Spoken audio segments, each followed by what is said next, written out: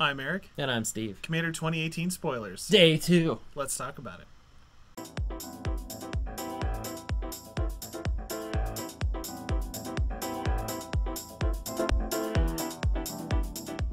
Welcome, Planeswalkers, to the Collector Mania YouTube channel. Thank you for joining us for Let's Talk About It, episode 40.1.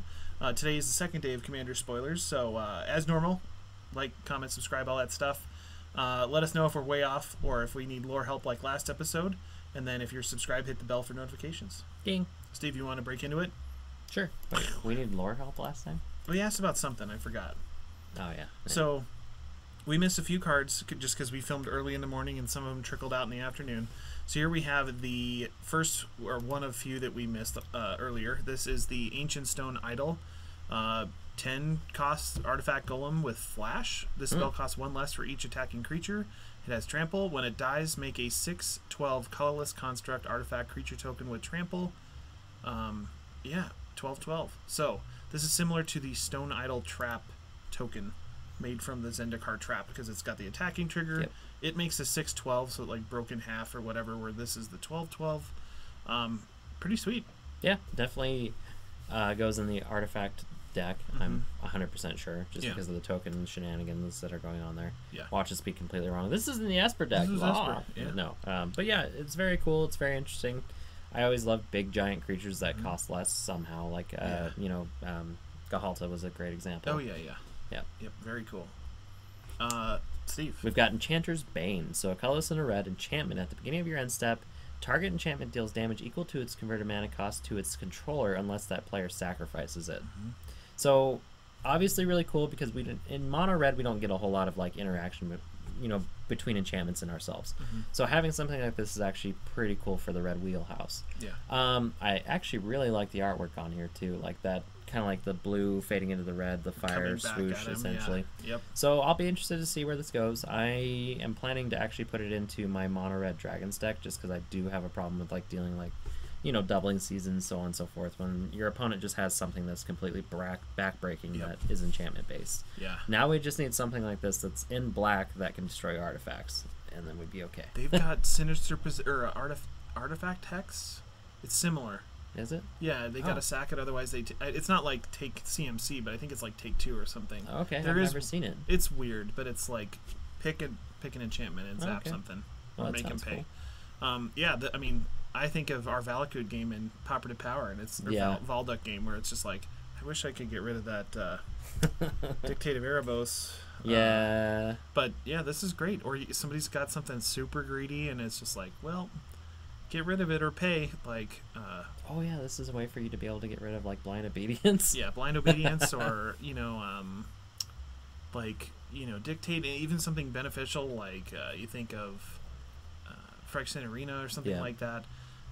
Man, it like you said, good that red can deal with it. It's cheap, so you can get it out early game. It's in the blue deck, I'd assume, so you could maybe even, if they put copy enchantment in there, get a whole bunch of them. Oof, That'd be sweet, right? Yeah. That's Magic Christmas Land for me, but I love that card too. Definitely a cool card. Next, we have Fury Storm. 2 double red, instant. When you cast a spell, copy it for each time you've cast your commander from the command zone this game. You may choose new targets for the copies. And copy target instant or sorcery spell. You may choose new targets for the copy. So, interesting card, actually. Yeah, definitely. As I was telling Eric, I wish it was foil so I could put it into my Locust God deck, because that's the deck that really wants to copy all these spells. Yeah. I'm thinking when I copy stuff, it's usually a finisher, like a Comet Storm or I don't know, Banefire or something. So, yeah, it wouldn't be bad, especially if you just play your commander a whole bunch. Like, what's a cheap red commander? Like you could do it's not Zada, but the goblin that we were just talking about that I was maybe going to build from Champions of Kamigawa. Zozu? Yeah, Zozu the Punisher. Okay, yeah. Like, that's a good one, and that's a burn deck. That would fit perfectly into a burn deck. And he's probably died a few times because people don't like him. Exactly. And of course, you could use it in other colors too. And even if you're not trying to finish somebody and somebody else has got something juicy, it's just like, well, I played my commander 3 times, and it's like triple wild ricochet, I guess, right? Yeah. Yeah. Zergo Helm Smasher. Yeah. Or Bellringer? Is it Bellringer? Yeah, the Bellringer's the weaker. Bellstriker. Bellstriker. Yeah. And then Helm Smasher. Yeah. So interesting. Yeah. Definitely a cool card. I like the art. That's really sharp. Like hummingbird elementals. Yeah. Yesterday we also got this one a little bit late. It's a Loyal Drake, so 2 colors and a blue, flying lieutenant, which is one of the best abilities ever. At the beginning of combat on your turn, if you control your commander, draw a card. That's pretty good. I mean, that's half of a Staff of Nin for half the cost. Yeah. Well, and a colored mana, but you know what I mean. Yeah. So cheap commanders, and that right into tolerant. Yeah, definitely. Cool card. It's neat to see Lieutenant returning. Maybe we'll get some cool cards for those. Yeah. Other colors and stuff. And then I think this might be our last one. We have Vedalken Humiliator, 3 and a blue for a 3/4 Vedalken Wizard. Metalcraft. When Vedalken Humiliator attacks, if you control 3 or more artifact creatures, or excuse me, 3 more artifacts, creatures your opponents lose all abilities and have base power and toughness 1 and 1 until end of turn. I'm sorry, Steve. I cannot read. Yeah, you're good. So yeah, pretty good. Again, in the Izzet deck. So if you're getting your 2/1 guys from Brutaclad, whatever his name is, you know, you're getting 2/1s. So I've heard it pronounced like several different ways now, so I don't know. Yeah. I'm waiting for Saffron Olive to say it, and then I'll know. Then it's official, right? I guess. I don't know. It's not bad. I mean, he's got to attack, which isn't great. But I mean, if you like follow it up with like a whip flare, it's just like hot damn. Yeah, just blow everything up. Or, yeah. And then of course there's ways to keep him safe, and like I'm sure you're gonna have Metalcraft with this guy out. So an interesting pick. Yep. Then we've got the Spyder of Disappointment. I'm sorry, guys. I was super pumped for this one, but I'm not anymore. So we've got Thantis the Warweaver. 3 colors, a black, a red, and a green. Legendary creature Spider, Vigilance, Reach. All creatures attack each combat of Fable, which is one of my least favorite things to see on a card. Whenever a creature attacks you or a planeswalker you control, put a +1/+1 counter on Thantis the Warweaver. So overall, not too excited about this one. I was hoping that it kind of stuck to what the box said as far as lands matter, and it would have been on it, awesome and amazing and blah blah blah. Yeah.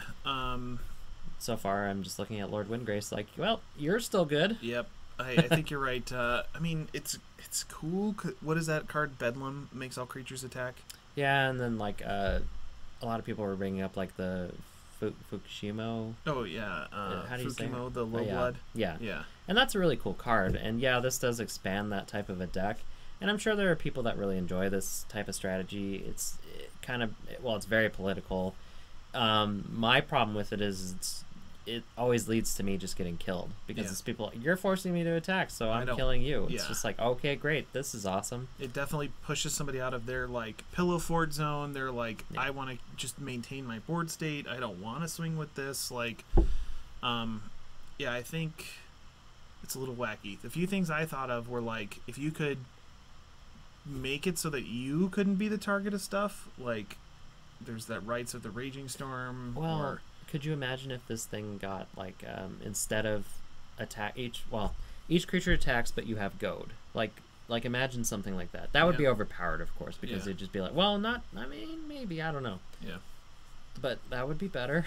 Yeah, like it's really, really strange. The +1/+1 counters are great because I thought of like the few curses you could run in a Jund where you just like enchant your opponent, enchant your opponent, enchant your opponent, start swinging, get zombies, get gold, get this, like, but even then it's just like, or like Varchild, that'd be kind of cool if you're swinging and getting survivors and stuff, and like then those survivors are just mobbing each other on your opponent's side, like that'd be cool. But it sounds like this is all Jund stuff today, so not in that deck. So kind of a curious choice there. Next we have Windgrace's Judgement. So 3 and black-green instant for any number of opponents. Destroy target non-land permanent that player controls. So pretty good. I'm completely on board with this card. It's really, really, really good in my opinion. Like, it's probably the best removal spell we've seen in this entire set so far, which, there's not a whole lot to be said about that, but at least not yet. I mean, it's a 5 costs almost Vindicate that hits each of your opponents. So I mean, that's pretty good. Like, there's the one Curtain's Call from a couple years ago. I love that spell, and it only hits creatures. This one, on the other hand, it's just like, I'll just hit this and this and this, and I'll solve 3 problems at once for 5 mana at instant speed. Right. Really, really good, black-green spell. Yeah, and some of the stuff that does that, like you pick exactly, usually affects yourself, or somebody else chooses your stuff. Yeah. And then here I was thinking about that bird copy spell. Imagine copying this. Yeah. Like, oh, I got this 3 times, so I'm going to blow up 3 of each of your best things. That's better than Windgrace's ultimate. Yeah, yeah. Yeah, I'd say so. Well, no, because you costs get the tokens on the other side, but yeah. Interesting. Yeah, really cool. Like it. Okay, then we've got Emissary of Grudges. So 5 colors and a red, a Freet, 6/5, flying haste. As Emissary of Grudges enters the battlefield, secretly choose an opponent, so another one of those types of cards. Reveal the player you choose. Choose new targets for target spell or ability if it's controlled by the chosen player, and if it targets you or a permanent you control, activate this ability only once. Wow. So, that's basically a lot of words for a very garbage effect, in my opinion. Yeah. Like, it's decent. I don't care for this card at all. I like that it's flying haste and it says 6/5. Like, that's cool, but I don't know. I think we're past that in Magic right now. Yeah. Yeah. I'd rather have a redirect or something. Like, like. I'd rather have a fork and just like hit by one and copy the other one. I don't know. I think the thing that hurts this, if you sure in an arch enemy situation, they're going to be the one you're likely going to name, because you're going to say they're going to probably kill me. Hopefully it's with a spell that targets me and they own it. Otherwise, if it's the other 2 people and it targets you, it doesn't matter. It's another one for the commander. 50-cent bin. Yeah. Just really weird. Yeah. I mean, if he could copy his as he enters the battlefield trigger, get 2 people, sure. But you can only activate it once. Maybe, like, if you bounce this guy or something, you can get multiple. Just way too many hoops for not, like you said, not such a great effect. So, shame. It's cool. Yep. Next, we have Xantcha, Sleeper Agent. 1 black-red for a 5/5 creature minion. When Xantcha, Sleeper Agent enters the battlefield, an opponent of your choice gains control of it. Xantcha attacks each combat if able and can attack its owner or planeswalkers its owner controls. And for 3 activated abilities, Xantcha's controller loses 2 life and you draw a card. Any player may activate this ability.